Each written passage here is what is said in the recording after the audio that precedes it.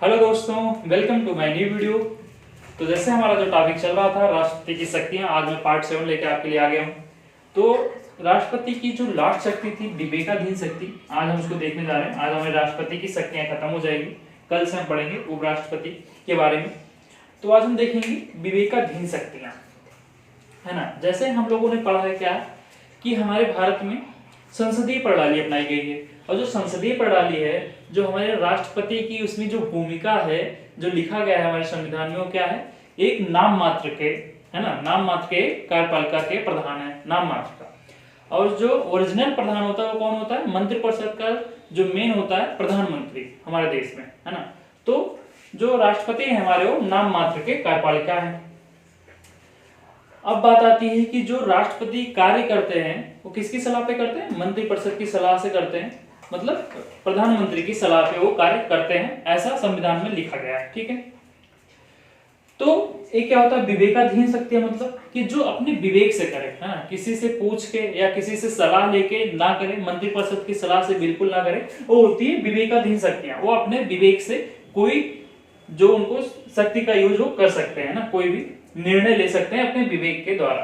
तो ये क्या हो गया विवेकाधीन, कि बिना मंत्रिपरिषद या प्रधानमंत्री के सलाह के कार्य करना, है, उसी को क्या कहेंगे, विवेकाधीन शक्तियां।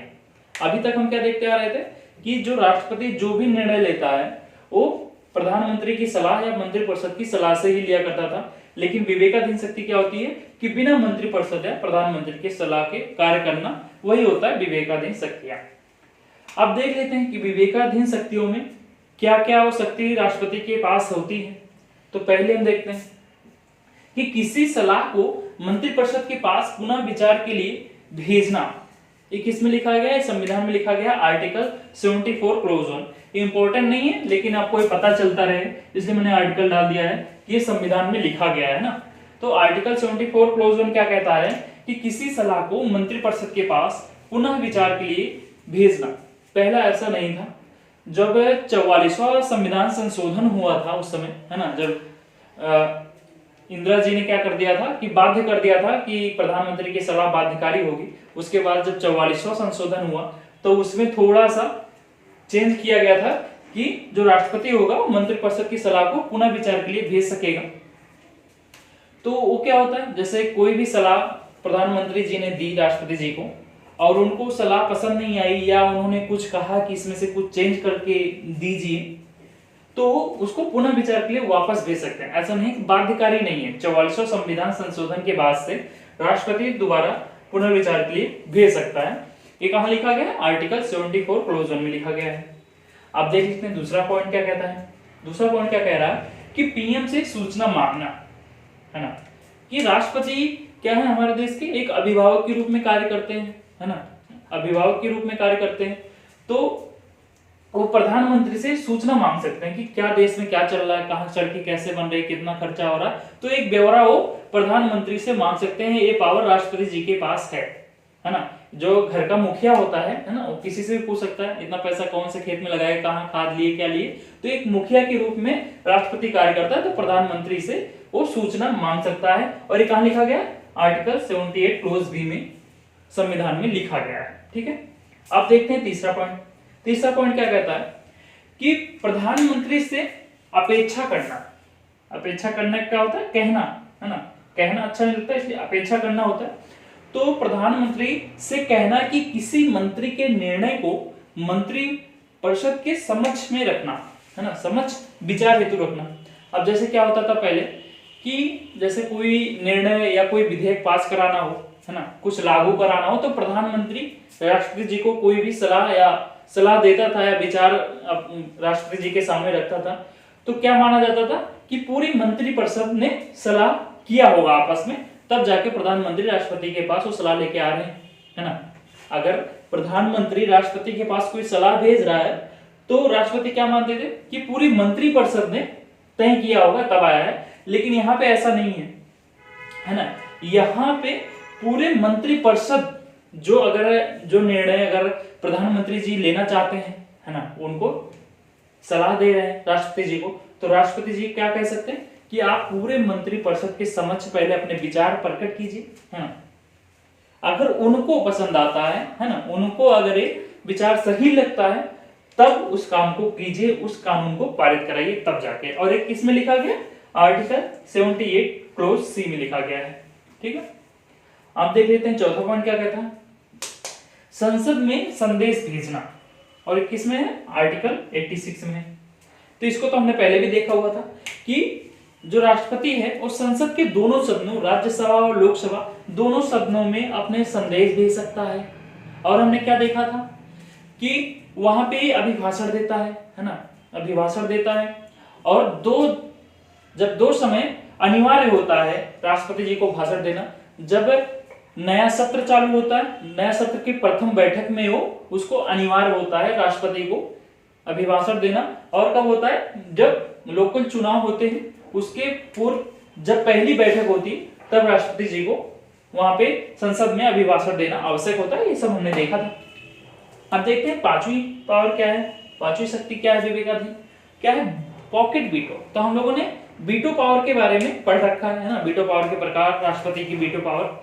जिन्होंने नहीं देखा वो जाके देख सकते हैं, है ना। हमने पढ़ा हुआ है वीटो पावर।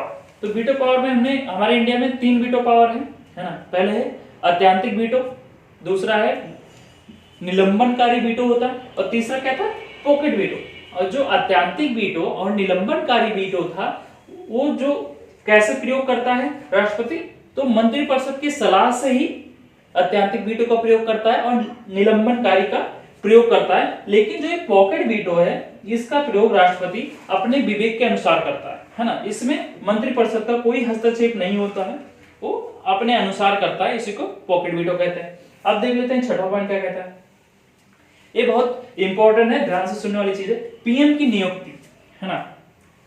अगर देखा जाए पीएम की नियुक्ति जब त्रिशंकु लोकसभा हो। अब बात आती है त्रिशंकु लोकसभा क्या होती है और राष्ट्रपति पीएम की नियुक्ति कब करता है। ठीक है, तो पीएम की नियुक्ति कब करता है, जब त्रिशंकु लोकसभा होती है। त्रिशंकु लोकसभा ये होती है जैसे लोकसभा का जब चुनाव होता है ना, जब कोई जैसे पक्ष विपक्ष 2 पार्टियां होती है, 3 पार्टियां होती है, प्रधानमंत्री के लिए आवेदन करती है कि प्रधानमंत्री बनेंगे।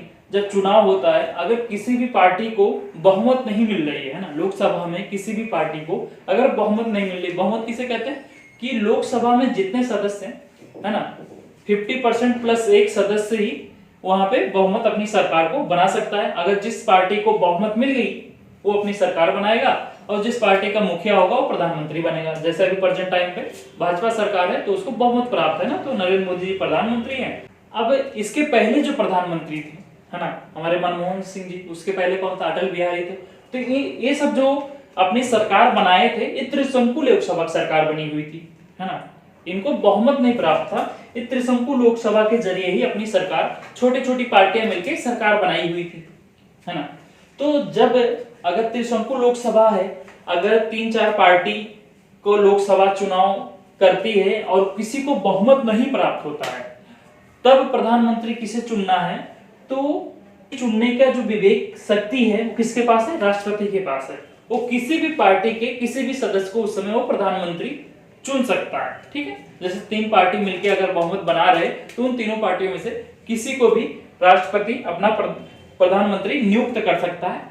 तो ये बहुत इंपॉर्टेंट है, प्री में पूछा भी जाता है ना। पीएम की नियुक्ति अगर त्रिशंकु लोकसभा है तो किसके द्वारा की जाती है, तो राष्ट्रपति के द्वारा की जाती है। आप इसको ध्यान रख लीजिएगा, इस क्वेश्चन को, इंपॉर्टेंट है। अब देखते हैं क्या लिखा है, अगर मंत्रिपरिषद ने लोकसभा में विश्वास खो दिया हो। अभी क्या होता है लोकसभा में विश्वास खोना, अब देखिए क्या होता है। जैसे अभी हम देखा क्या, त्रिशंकु लोकसभा 2-3 पार्टियां छोटी मिलकर क्या अपनी सरकार बनाती है ना, सरकार बनाती है। तो लोकसभा हम 5 साल के लिए चुनते हैं ना, सरकार का कोई भी, मंत्रिपरिषद का कोई भी कार्यकाल नहीं होता, उसका कार्यकाल 0 होता है। हम लोकसभा को 5 साल के लिए चुनते हैं। ठीक है, तो जब ये मंत्रिपरिषद लोकसभा में विश्वास खो देता है, जैसे अगर समय नहीं पूरा हो, लोकसभा का समय 5 साल का है, अगर मंत्रिपरिषद अपना जो विश्वास है वो खो देता है, जैसे 3 पार्टी हैं, कोई पार्टी हाथ खींच ले, है ना, 3 पार्टियों ने मिलकर अपनी सरकार बनाई हुई है और एक पार्टी हाथ पीछे खींच ले कि अब हम तुम्हारे साथ नहीं है, हम अपनी पार्टी अलग रखेंगे, तो वहां पे लोकसभा में विश्वास खो दिया जाता है, उनकी पार्टी का विश्वास खो जाता है। और तब क्या होता है, तब सरकार गिर जाती है उस समय, अगर इसका मतलब क्या हुआ, लोकसभा में विश्वास होने का मतलब कि सरकार का गिर जाना होता है। तो जब सरकार गिर जाती है तब जो मंत्री होता है ना, जैसे प्रधानमंत्री जो रहेंगे उस समय, जिनके में ज्यादा लोकसभा सीटें रहेंगी, वो क्या कहते हैं राष्ट्रपति जी से कि लोकसभा भंग करने की वो सिफारिश करते हैं। अब क्या होता है भंग करने की सिफारिश से मतलब कि वो कहते हैं राष्ट्रपति जी को कि आप इस जो लोकसभा है इसको भंग कर दीजिए और फिर से चुनाव करवा दीजिए।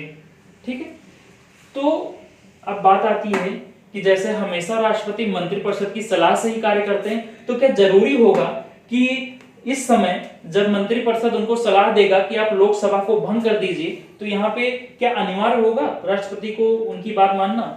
तो यहाँ पे अनिवार्य बिल्कुल नहीं होगा, वो अपने विवेकानुसार ही कार्य करेंगे, है ना। यहाँ पे राष्ट्रपति जी के पास 2 पॉइंट बचते हैं, वो 2 तरीके से यहाँ पे कार्य कर सकते हैं। पहला तरीका क्या है? पहला तरीका है कि वो देखेंगे, है ना, अभी लोकसभा का कार्यकाल बचा हुआ है, तो देखेंगे कि अभी इसमें से कौन सी पार्टी अपनी सरकार बना सकती है, किसी को जोड़ के, है ना, कौन मजबूत पार्टी है जो सरकार बना सकती है, क्योंकि अभी लोकसभा 5 साल की बची हुई है। तो पहले ढूंढेंगे कि किसको मैं प्रधानमंत्री बना सकता हूं। और दूसरा क्या है? दूसरा क्या है कि वो लोकसभा को भंग करके फिर से चुनाव करवा सके।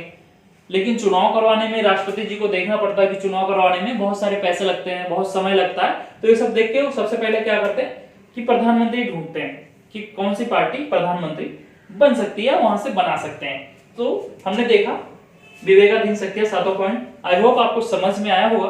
अगर आपको वीडियो अच्छा लगा हो तो वीडियो को लाइक कर दीजिएगा, अपने दोस्तों को साथ शेयर कीजिए।